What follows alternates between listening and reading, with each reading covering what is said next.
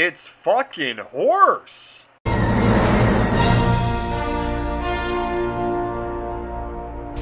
Back in the early 60s, Speed Racer was one of the first animes ever to become successful in the United States. So for some reason, naturally, we had to have a live-action movie of it. The Wachowskis went out to actually make a live-action anime, and keep it to the original source. With too many fast cuts and flashy effects, this movie actually made people nauseous in the theater, and left. Families were confused because they didn't realize if this was a kids movie or if this was supposed to be a movie for adults. Well, let's take a look. This is the live-action Speed Racer. First off, holy fuck with this intro. Imagine seeing this on a 20-foot screen? No wonder people were getting sick. It's just spinning and spinning. The movie actually starts off with Speed as a young kid trying to get through school. But all he ever thinks about is racing. And Jesus, with these effects again! The movie keeps cutting from his younger self to his self in present day, just to get development of the characters in the story. Like his older brother bringing him out to a racetrack when he's like 8 years old. Way to keep your brother out of harm's way. His brother happened to be a driver too, but abandoned the family when he decided to join a sponsor. But on his final race, horrifically dies in a car crash. Is this relevant? No, actually, and it takes like 30 minutes to get into the movie. Movies usually give you 10-15 minutes at the beginning for development, but this one's like a half an hour, because there's so many members of the Racer family. And your last name's Racer, you name your kid Speed. What the hell is that? Speed ends up winning the big race, which brings on the sponsors. And no sponsor's bigger than royalty. And I have to say, this guy nails being a douchebag. I mean, look at the way he eats pancakes. My god.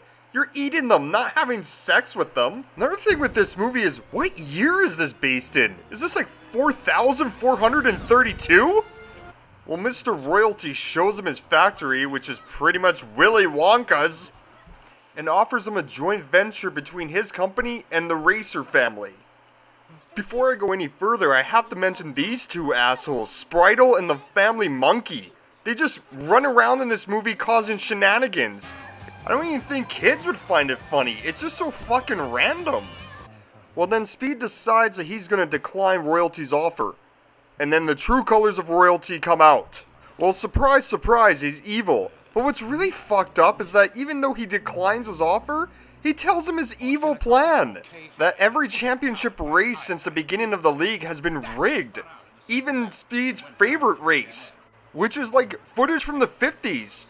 Tell me, how did racing go from this to this in like 20 years? And it's not like I'm making it up. He actually talks to his dad about watching that race live as a kid together. I'm just so confused right now. This is about the time when these two assholes show up. They explain how they work for the FBI or some shit and want to take Royalty Motors down from the inside. But first of all, would you ever take this guy seriously? And this is when the movie goes completely off the rails. I'm gonna try my best here. So the FBI wants Speed to help this Asian guy win the race, so this Asian guy's motor company's stock goes skyrocketing, which makes Royalty Motors' stock go down. But the problem is the family doesn't want him to race because it's the same race where his brother died. Which really doesn't matter in the end because the Asian guy loses and this snake dude wins. I'm just so confused right now. Might be the biggest filler scene I've ever seen in a movie. So Mr. Racer's pissed because Speed lied about going in the race. And as they're discussing doing it all over again, fucking ninjas show up. That's pretty fucking random.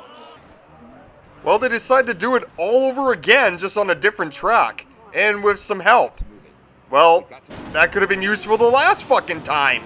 Then suddenly, in the middle of the fucking race, they decide to have a fight scene with the thugs of Royalty Motors.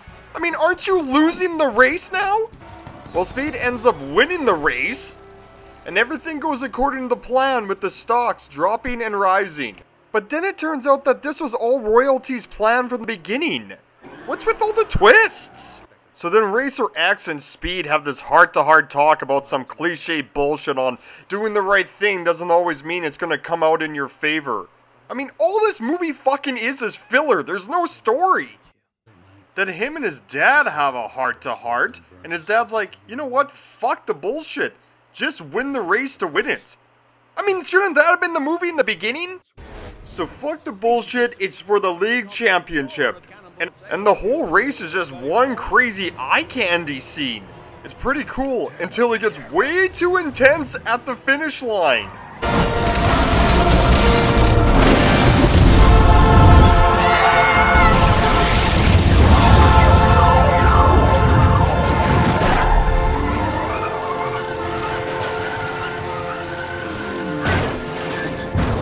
I'm just so confused right now. So after the long intro and all that filler, the ending is literally like 10 seconds. It's just this newspaper article that's just showing everything that's happened since the race ended. Well, that pretty much sums up the Speed Racer movie. And my final thoughts on it? Well, it's not a complete mess. More like they did one thing right and everything else wrong. They want to make a live-action anime, and they did a great job of it. The special effects are kinda nuts, so I can see why people were getting sick. The plot is stupid. I mean, it's all about stocks? Fuck, kids don't care about that. Half adults don't even give a shit about that. One surprising thing is that the acting's actually pretty good in it. I mean, considering that these people took a role in a Speed Racer movie, they took it pretty seriously. I give it a Christina Ricci with a bowl cut out of 10. Stay tuned next time for...